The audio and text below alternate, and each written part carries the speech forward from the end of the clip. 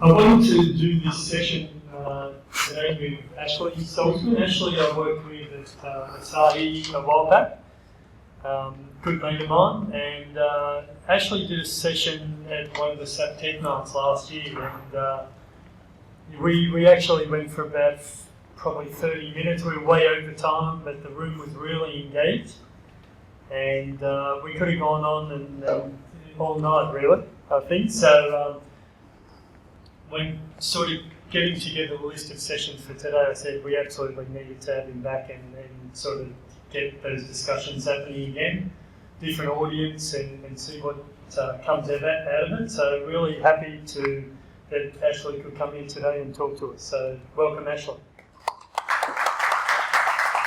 Morning, everyone. Thank you very much. I think this is actually the best session, I think, for the day, because you've just loaded up on coffee and sugar. And so for the next 40 minutes or so as I speak, I get the opportunity to catch you before you have that big dive and the sugar hits going. Before I start, I just want to point out one thing which someone pointed out to me, and that is that as you read that, together SAP and yourselves will make commercial escalations happen. Thank you for that joke. I like that start. Okay. Just a very brief intro for myself, and then I just want to ask a few questions. So, Ashley Saltzman's my name. I look after commercial escalations for SAP across Asia Pacific, Japan. I also am the senior advisor to SAP Global, looking after commercial escalations that occur across the world. Before I go into commercial escalations and what they are and talk about it, I just want to ask you, the sessions that I really enjoy doing are those where I get a lot of your interaction. So an open forum discussion. I want you to think about situations that you've been in, situations that you might have had in the past or you're actually currently dealing with, and feel free to ask questions at any point in time to let me know something that you want to get some advice on, or how to handle yourself in that situation. What I'm going to go through today is not how to do my job. What I want you to think about is learning some of the tips and tricks and techniques that you can adopt to handle escalations yourself when you're in that situation. Because the work that you do and the roles that you play, when you see a situation going wrong, you're at the very start of that escalation. And ideally, you have the opportunity to try and stop it from getting worse. But you do need to know how to do that and understand how to avoid escalations, and if it does start to blow up, how to manage yourself. So for the next 40 minutes, that's what we're going to talk about. Can I just get also a show of hands, just to get an idea of the room? How many technical people are in the room as opposed to project managers? How many technical people? Okay, almost everyone. Any project managers or anyone in a management type role? Okay. Good? Okay, very good. So that just gives me an idea of how to pitch this, because I want to make sure that you get the most benefit out of it. Okay?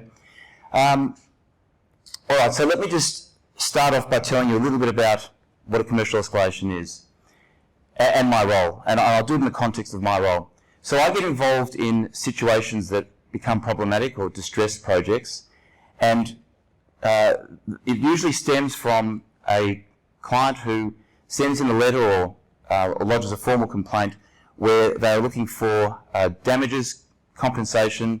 They'll make a claim that the SAP hasn't met its contractual obligations. They haven't got the outcome they expected from a solution, and therefore there's a threat of legal action. So my role is to get involved at that last step. As it's gone through the escalation process and there's been no resolution, I get involved to try and stop things from going legal. So very often, you guys, because I want to make this about your roles, you guys might find yourself in that position where you are involved in a situation which has gotten out of hand, a solution that you're trying to deliver, that the outcome wasn't met, and the client is agitated, feels like they've spent a lot of money to not get the solution they're looking for, and you feel responsible, or partly responsible, or you know that you're going to be held responsible, even though you know there are many circumstances that perhaps were outside of your control, and therefore, how are you going to deal with yourself in that situation? So if it's a situation that involves SAP and it gets to that point of escalation, I get involved. And very often part of what I will do is actually work with those people who have been involved in the project delivery to understand what happened and really try to sort it out from there. So my basic premise for when I function is, or when I come in, is to understand the challenges. That didn't help me.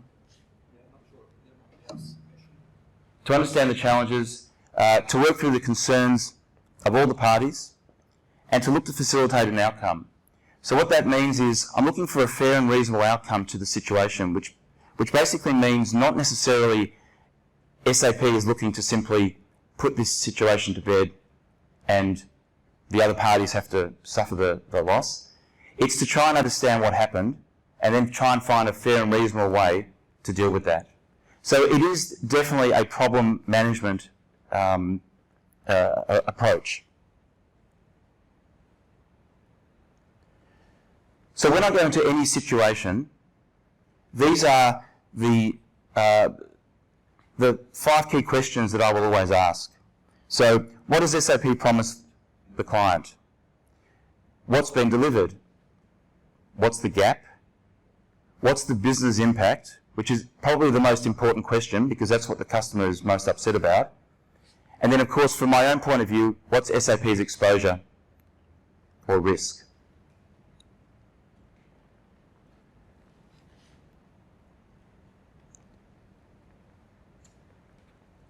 With escalations, for anybody who's been involved, can I actually get a show of hands who's been involved in an escalation with us, not with SAP in terms of against SAP, but where SAP has been brought into a situation?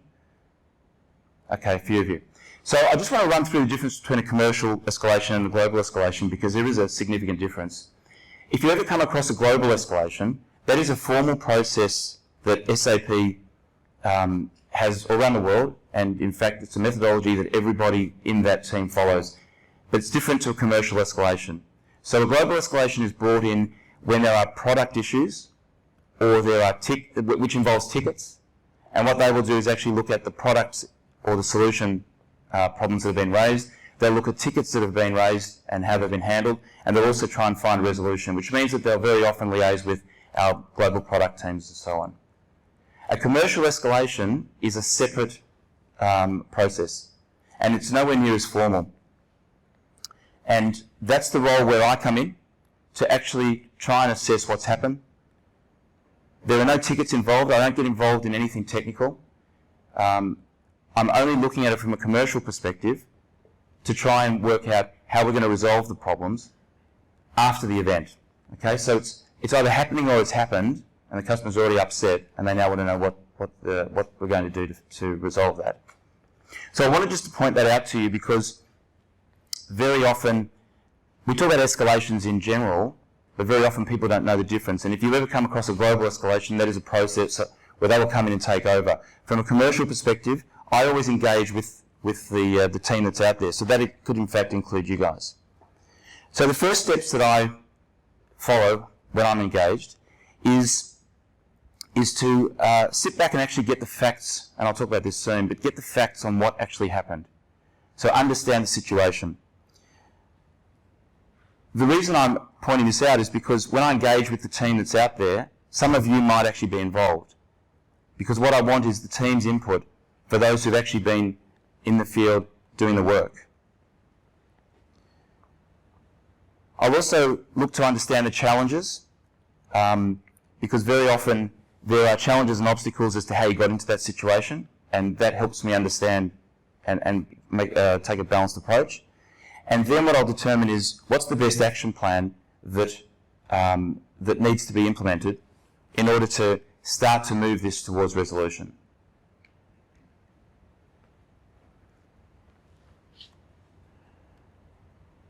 So over the next, however long I've got, half an hour or so, what I want to do is run through how to avoid escalations and spend a bit of time on that, and then separately talk about how to manage escalations. I'm not quite sure if I've spoken to, there's a few people here that I've seen that were at tech nights that Phil has held during the last year, where I did speak. for anybody that's in the first part, because we did talk about this a little bit, how to avoid commercial escalations, I want you to think about whether you've implemented any of this since that time that you heard me speak. Because interestingly enough, and you know this when you go to events, what will happen is you get some advice and you say, I'm going to do that. And then you go away and you forget and you don't change much. So I want you to think about whether you've actually changed anything so that the message is not just a repeat of what you've heard. But otherwise, for the others who haven't heard this, what I want to run through are the three key principles that I work on to avoid escalations. So the first one is, and I should say, the three of them are actually not in any particular order, but they're all equally important, and as you'll see, they all overlap. Because if you don't do either of the three, I can guarantee you, if you don't do any of these three, any one of these three, so you could do two of the three, but if you don't do all three, you actually will find that your projects will fail. So the first one is documentation. Now, there's a lot of people who are involved in projects that just go off and do what they need to, and documentation is sometimes an afterthought. And at the time, it's not really such a problem, but what will happen is that if things go wrong and documentation is lacking, what have you got to rely on? What have you got to fall back on to support decisions that were made? To protect yourself in the event that someone points the finger at you and says, well, the only reason we went ahead with this is because you made that decision. And you say, well, hang on, that's not what happened. It was decided in a group format and whatever. But if you don't have documentation to have as a record, then you're going to open yourself up to having to take the blame for something that perhaps wasn't your fault. So very often with a lot of decisions and actions that are made, these days you have minutes, you have meetings where you've got minutes taken, you've got notes that you will take yourselves. You've got an email trail of conversations that take place with certain people. But more often today than any other time, there are conversations taking place in the hallway, over coffee in a cafe, or passing somebody in an office where you'll discuss a certain problem and a decision will be made that this is how you're going to go about doing something, only to find that there's no record of that conversation. And so what you find is that from that conversation you go off and you'll take some action and you'll do whatever it is. But then sometime later, if something goes wrong and that decision was involved, then there's no record of what you actually discussed. And that is a very typical problem where a lack of documentation and a lack of care about documentation becomes a real issue for many people.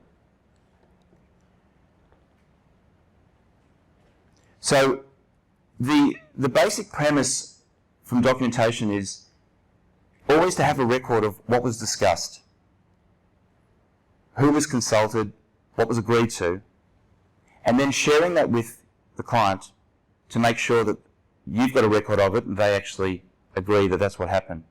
So one of the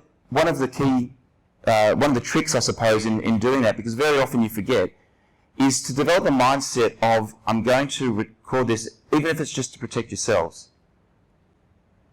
And one of the ways to do that is to go back to your desk after you've had a conversation with someone and put it in an email. And that email might say something like, dear whoever, just to confirm what we discussed this morning, we've decided we're going to go ahead with this and this and this, and as a result, we're looking for this outcome. If you can just get back to me and let me know that I understood it correctly, and I'll get started on that.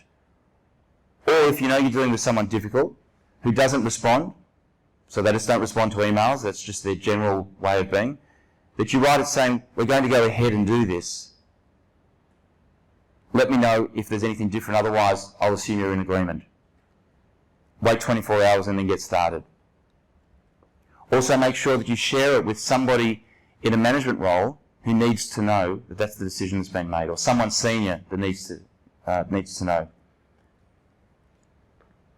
When you do that, if anything goes wrong, sometime down the track, if I get involved, and whether I was working at SAP or anywhere else, it makes no difference. But when somebody from an escalation point of view gets involved, and they say, so the problem seems to have occurred because of this decision or this action, and you say, I would say, can you show me where that decision was made?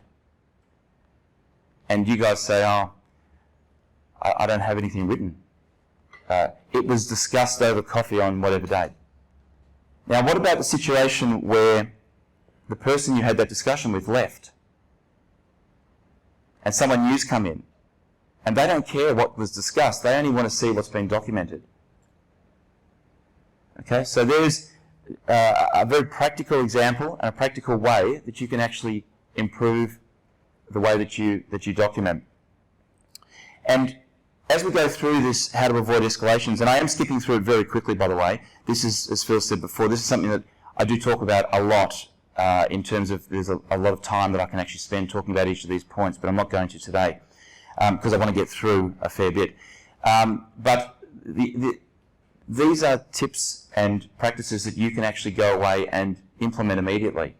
So you can make a decision, which is why I asked if anybody who's heard me speak before, did you go away and do this starting Monday? Did you go away and start changing the way that you document? And if you don't, then you're exposing yourself to these kinds of problems. But if you do, then if you get into the habit of documenting everything that happens, and then you know you're covered, outside of minutes from meetings and notes and so on that happen. All right, the second key element is communication.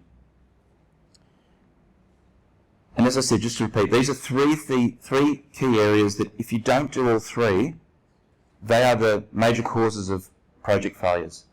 So communication is all about keeping the parties informed on a timely basis for what they need to know, making it very clear, concise, and to the point. One of the problems I find is that people tend to not communicate. And you can think of it from your own perspective, whether you actually feel that that's something that you need to do better. By not communicating means that you're keeping people in the dark. They don't know what's going on. Only you know what's going on. And communication opens up those pathways to make sure that there can be no misunderstandings. From an escalation perspective, or in an escalated situation, communication is really critical. So one of the complaints I hear more than anything are when clients will say to me, so-and-so said they were going to follow up, but I never heard from them. Or, I'm not getting any information on where we're at, and we've had some problems and I'm worried what those problems are, or where we're leading to. So the point up there, the first one is no communication is poor communication, and I'll give you an example of that. There are situations where you make a commitment to a customer and you say to them, okay, let's say it's on Monday, on Friday, I'm going to have these things decided, and I will let you, and I'm expecting these answers back from wherever, from SAP, and I will let you know on Friday where things are at. And as the week goes by, you don't hear from anyone, or you're not getting the answers, or you're going back and forward with SAP support, for example, and you get to Friday, and somebody promised you an answer that you can then communicate to your client. But the answer doesn't come. So one of the biggest mistakes that people do is they are scared of that. And they say, oh, I'm not going to talk to the client, I've got nothing to tell them. So I just better wait. And hopefully I'll get that answer on Monday. So on Friday, the client goes home and is aware that nobody has been in touch with them. And the promise you made, you didn't follow through. So they assume that you forgot them. So they turn up on Monday and they're really angry. The better way to go about it is to send an email to the client or call them on the Friday and say to them, I just want to let you know that I didn't get the answer I was expecting today. I haven't forgotten you, but I'm still working on it and I'm hoping to get an answer, and I'll follow it up again on Monday. And as soon as you do that, the client relaxes and says, that's great, you've got it under control, that's all I needed to know. So you can see that actively communicating and making that decision to keep them informed is a much better outcome for you than just to let it slide and then have to deal with the reaction on the Monday. So again, just keep in mind, as a key element or a strong element of communication is a key to success. Also, just a couple of other points I want to make note of for you is, in your communication, very often people are frightened to say no. So clients will push, they want more, they want you to do things that are out of scope, they want you to do things that weren't part of what you agreed to. There'll be a whole lot of reasons, but very often people who are working in a project are scared to say no. It's important to speak up and say no when you know there's a reason why you can't do what they're asking. So keep that in mind, and don't be frightened to say no, but make sure you back it up with why. And if you've got a good reason and it makes sense, you can either negotiate with the client, and I'm not talking about financially, I'm talking about this is why we don't want to do it, so let's work out why we should be doing what you're asking, or if we're going to do it, only on this basis. But whatever it is, you do have the right to say no. Next point, when crafting an email, less is more. So sometimes people waffle. They write. And sometimes, very often I interact with people like yourselves where I'll say to them, can you just explain to me what happened there? And then I just get an essay. And I sit there and think, and I'm not technical, so I don't understand what that is. When you're dealing with management within an organisation, if you do the same, then they switch off. Especially if they're non-technical people, and especially if they're in management. I find that the higher up in management, the shorter the attention span. So what will happen is they'll read the first 3 lines and they'll go, I'm not reading the rest. So I've learned from my own communication, and I communicate with our executives all the time, is that I put the key point first. And I had this yesterday with the next escalation where it needed to go very senior, and what I decided to do was write, here's the action plan and here are the actions. Now very often you'll do, here's the background, here's the reasons why we're going to take this action, and here's the action plan to finish off the communication. So I decided to flip it because I knew that by the time they get halfway through the email, they're bored. They're going, I don't know, just tell me, what do I need to know? What are you doing? What are you doing and how much it's going to cost? So I decided to flip it and I put, okay, here's the action plan, here are the 5 key actions, here's the reasons for that approach, and then here's the background if you're actually still interested and I haven't lost you and you feel like reading something because you've got a bit of time. Still keep it really short. So knowing your audience is actually really important. But even more important is, once you understand, so if it's executive, shorter is better, but more importantly, be very specific by assessing who you're writing to and what do they need to know. Put yourself in their shoes. What is it you need them to make a decision on, or what do they need to know? I'll just touch on the last 3 points. These are my favourite actually. Pick up the phone. People don't pick up the phone anymore. You know, instead of ringing and someone and just saying, listen, I just want to quickly tell you something, what they'll do is they'll put it in an email. And I don't know about you, but I find lots of people, if you rang them afterwards, I don't know, a few hours afterwards, because you wanted to speak to them and get an answer, and you say to them, did you read that email? And they go, no, I haven't got to my emails yet. Okay, I'll tell you the bad news. So picking up the phone and just dealing with it is much better than putting it in an email and kind of fingers crossed that you get a better reaction by not having to deal with it face to face. It ties into the next point. Don't wait to share bad news. In escalations, or in the world of escalations, what tends to happen is that something's gone wrong and the people who need to know first know last. Because you sit there and you say, I'm not telling them. You know, I'm not going to be the one who has to tell them that. But the truth is that in any situation, and we're talking about especially stakeholders and executive management, actually expect things to go wrong. It's not a surprise when things go wrong. Because in technology projects, generally, we always know things are going to go wrong.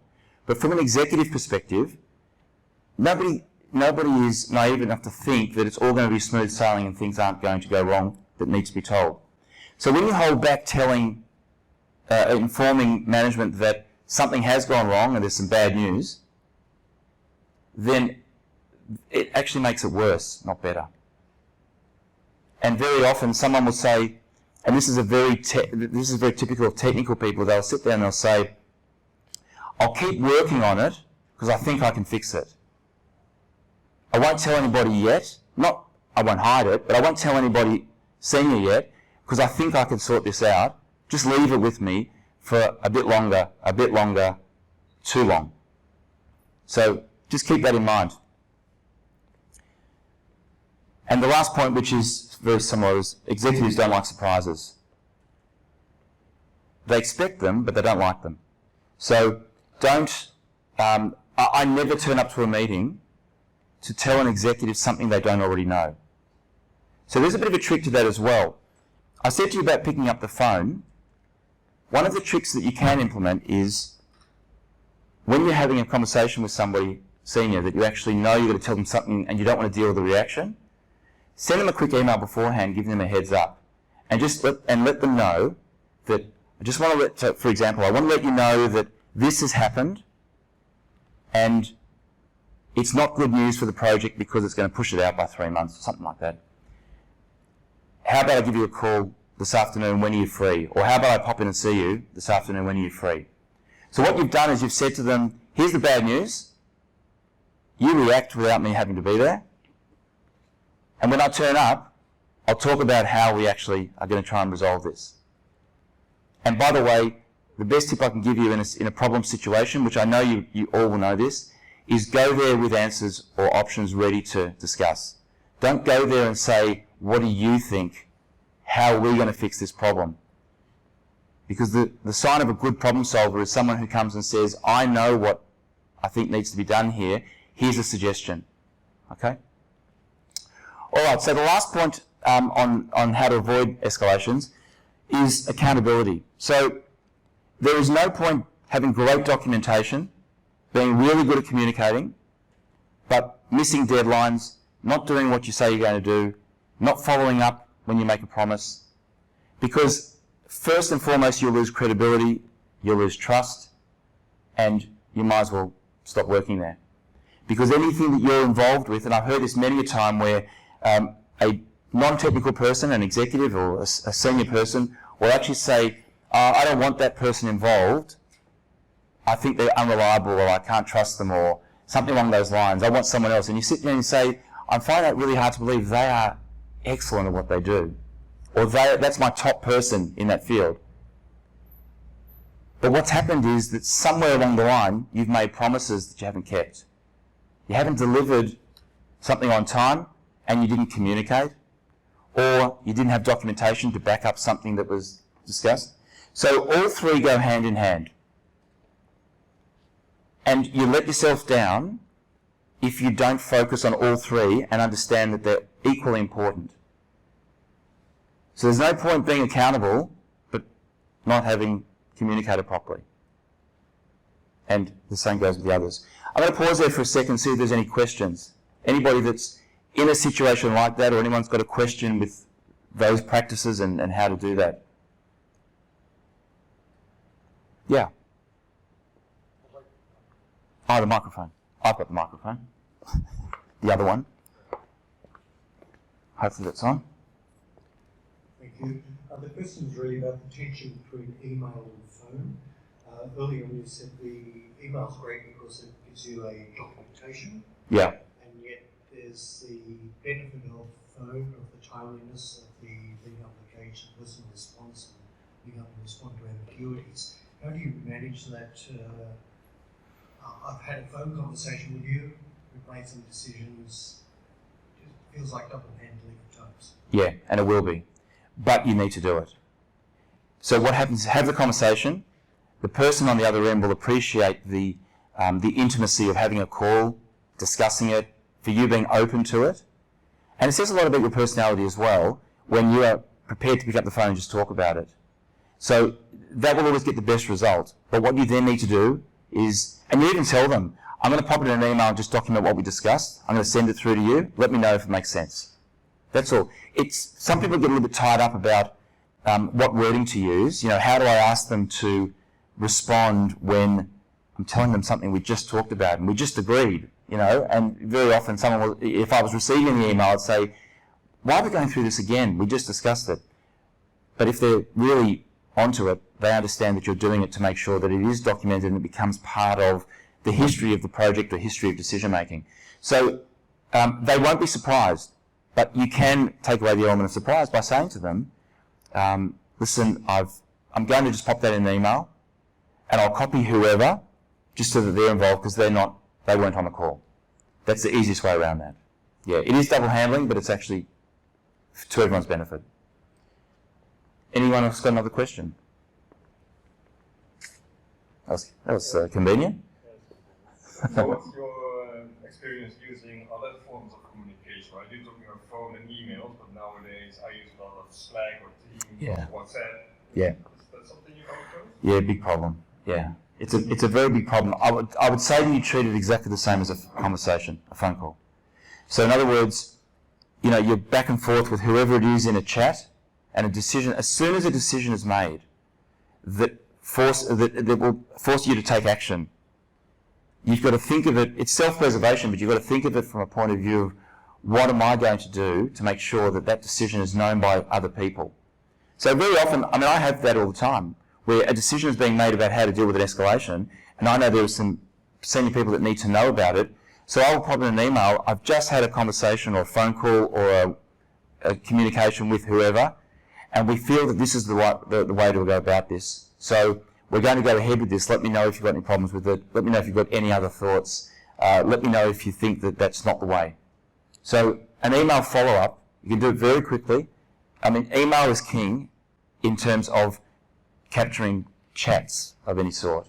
Screen captures and all that kind of stuff, they're okay, but I'll tell you lose them.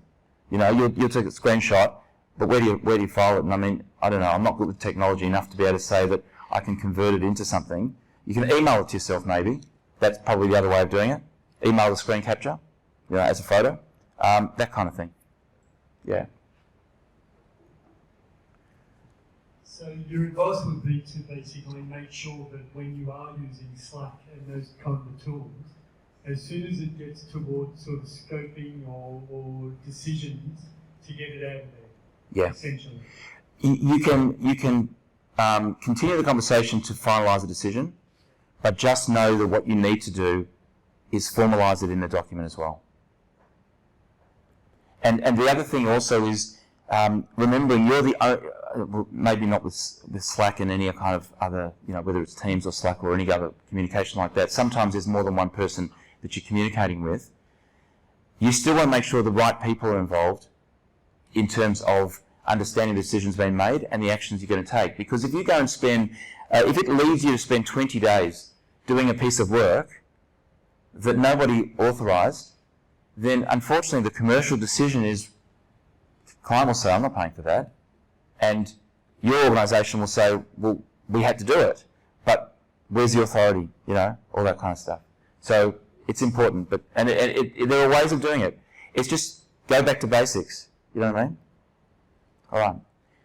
Any other questions? Very good to get questions. I'm happy with that. Okay, what I want to do is run through. So these are just. Don't worry about writing any of this stuff down. These are just general statements about things that I want to share with you. Okay, so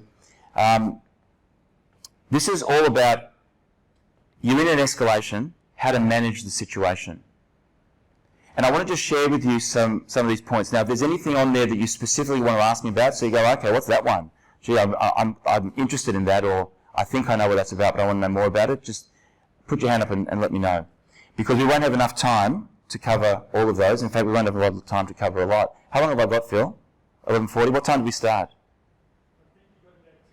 Okay, 10 minutes. All right. That's one a minute. I've actually got 3 slides of this. I'm just going to touch on a few on each slide. So, trust. I talk about trust. It takes years to gain, and one wrong move to lose. And that's with a project team, with individuals, and with an organisation. We spend years getting to know our clients, getting to understand what they need, getting to understand how they want you to go about things, what outcomes they're looking for, and then one thing goes wrong and the trust is out the door. So it's really important to value the trust, and how you handle yourself in a situation when it goes wrong will make a massive difference to whether you can or can't hang on to that trust. It ties into the second point that I've got there, which is the true test of a good relationship is not when things are going well, but when things go wrong. And sometimes when I start talking about this, I'm talking about it from an organisational point of view. And I want to use a really simple example. You go and buy something from a shop, and everything's fine, you go home and it's great, and you're loving the product, and that's the end of the story. But what about, in fact, I'll use Apple as an example because it's technology. But what about when you go home and it doesn't go right, and you have problems? And you think, oh, I'm going to have to go back to the Apple store and actually explain to them what happened. And I'm hoping that they believe my story, they will look after me, and they'll give me a resolution that is acceptable to me. If the organisation handles that poorly, you won't think very highly of them. You may not buy their product again. So the loyalty starts to waver. And I use Apple as an example because I don't think I've come across a company that handles that element of customer service better than anyone. It is incredibly good.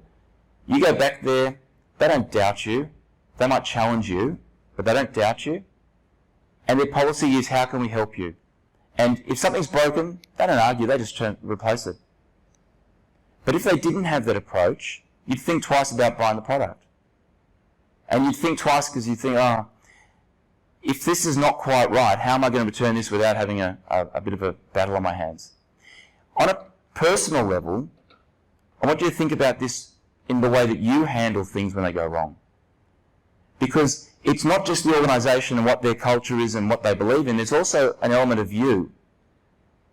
Because if you handle yourself in a professional manner, and you know that the way to deal with things is, I'm going to listen, I'm going to understand the problem, I'm going to work with you to try and resolve it, and I'm going to represent the problem as you've put it to me back to, for me, I go back to SAP and say, hey, listen, I think they've got a point. I don't think we did it as well as we could have. And I can tell you that one of the best things for SAP, it's the only reason why I enjoy what I do so much, is because management listen. They sit there and they say to me, when you go out there and you find that SAP has contributed to this problem, come back and let us know that, and we'll work out what we do from there. So when I talk about a fair and reasonable way of dealing, or trying to get a fair and reasonable outcome, it's because the organisation you work for and their core belief in the way they want to look after their customers will determine how you can actually go about that. But on a personal level, there's an element of, how do I want to be seen? How do I want to handle these situations? And how you deal with things might be different to the next person, but you can make a difference, a really big difference. All right. I'm going to move on to the next slide, just to touch on a couple of points here. The approach when dealing with an escalation needs to be different for every customer. So every situation is unique. Who you're dealing with, what are the personality types, what's the level of their seniority, so who's in the room, who are you having to deal with to try and resolve a problem, will determine how you go about it. So there's no formula as to what approach you should take, and that's the important point. So when you go into any situation that, and it might be that you're dealing with one client now, but then you move on to another project at another client in 6 months' time, don't say, this is how I do it. Go in there and say, okay, whenever there's a problem, let me assess the people involved and let me work out what's the best way to actually handle the situation. And I think that the most important point there is, it's important to read the room. When you're going into a situation that is escalated, you know you're going to have some hotheads, you're going to have some very calm people, you're going to have those that just want a resolution, and then you're going to have those that are out for blood. So it's very important to go in there knowing your stuff, but read the room. And when I go into any of those situations, I very often try and get a feel for what the personality types are of the different people before I get stuck into what I'm going to do. Because if I'm ready to jump at someone and their personality type is that they just fire back, it's a bad start. I want to just touch on one other point, again, just being mindful of time, about listening mode. Whenever you're in a situation that is escalated, my advice is to excel in listening. Focus on being brilliant at listening and saying nothing. One of the problems that I find is that when I get into an escalation, most clients haven't had a chance to tell their story. Because when they do, someone interrupts them somewhere along the way. And I've been in meetings where it's an escalation, but I've brought others in because we're trying to resolve it before it actually gets to a point of no return. And what will happen is that someone will say, I just want to tell you what happened from my point of view. When you guys came in 3 weeks ago, this is what happened. And someone will say, and this has happened, sorry, can I just stop you there for a sec?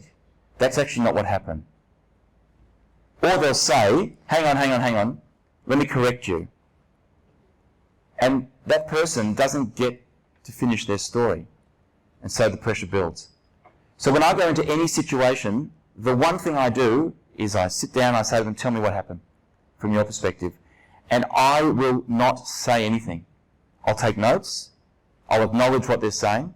Very often I'll just say to them, I'm making a note of this, because sometimes they're sitting there going, are you listening? Because you're not saying anything. You go, yeah, I'm taking notes. And remember, they're in their own world, they're agitated. But what I make sure is that I don't interrupt them until they're finished. And very often I'll sit there and I'll say, have you finished? In my head, of course. And they haven't finished. I go, oh no, there's more coming. Come on, get it out. And they need to get it out.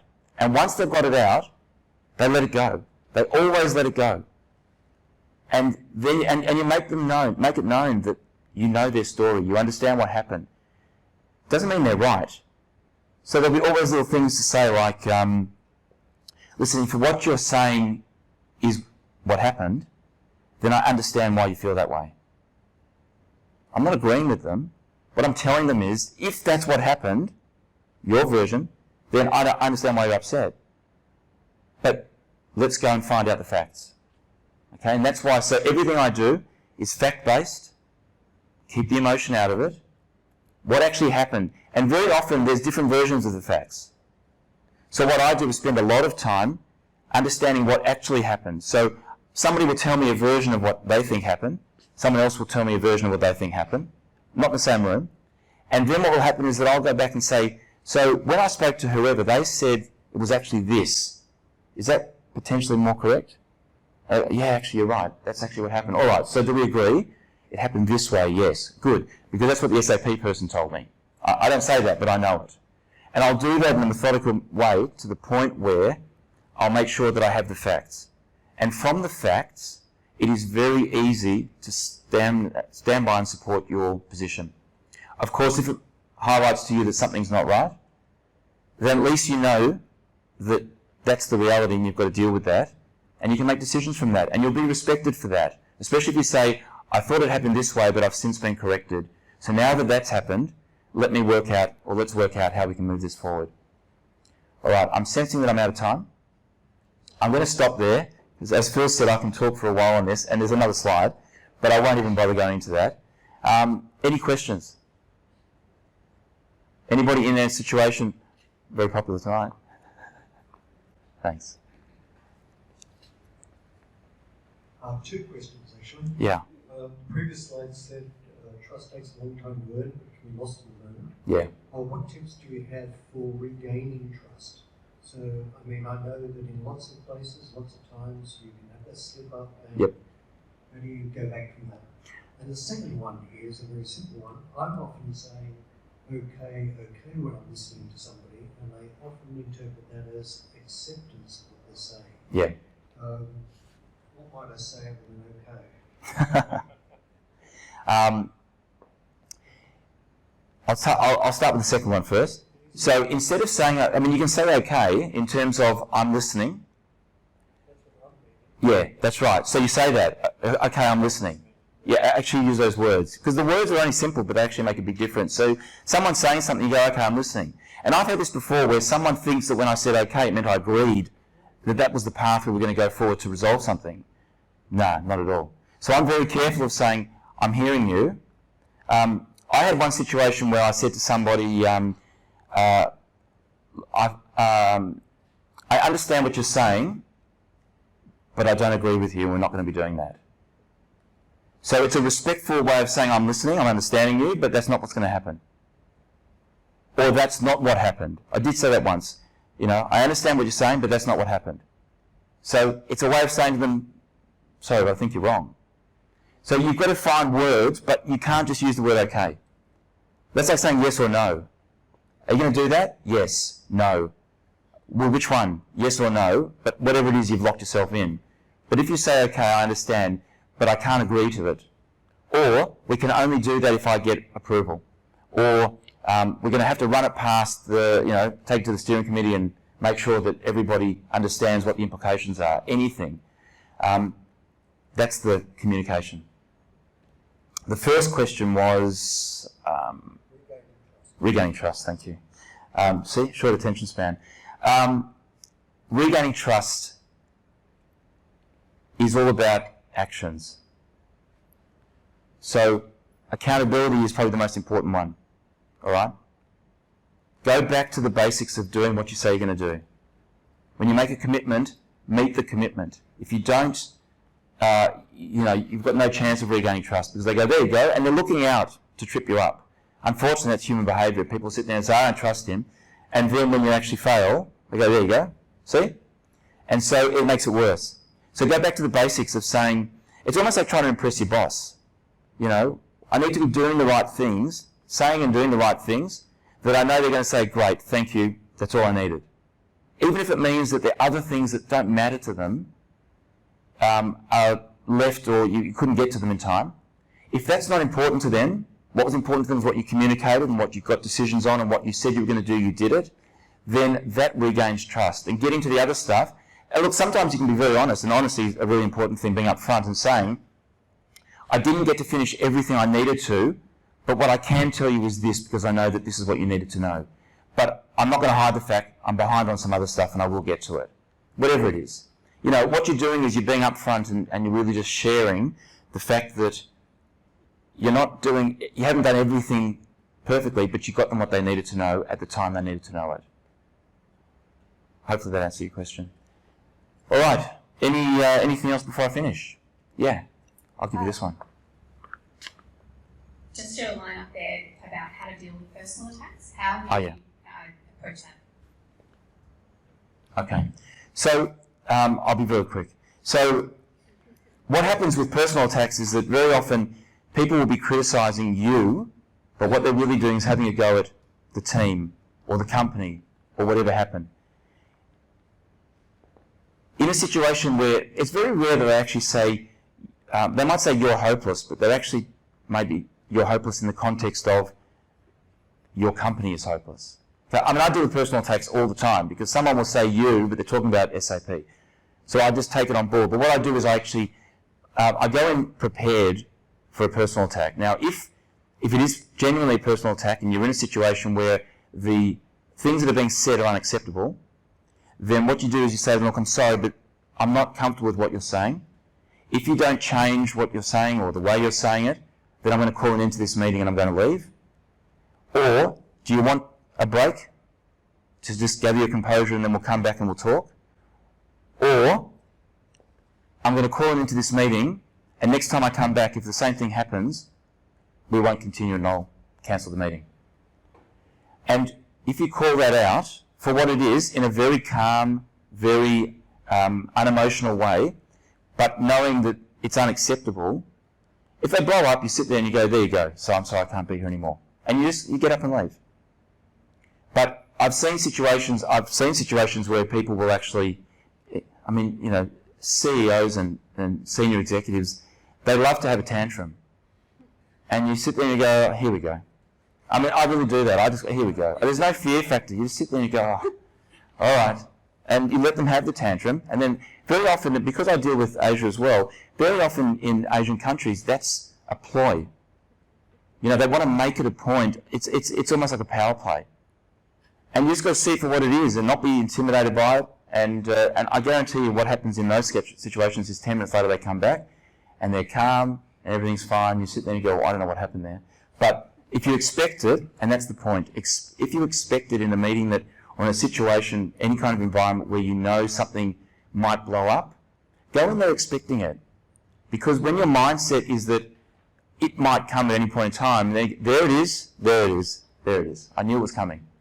It doesn't surprise you.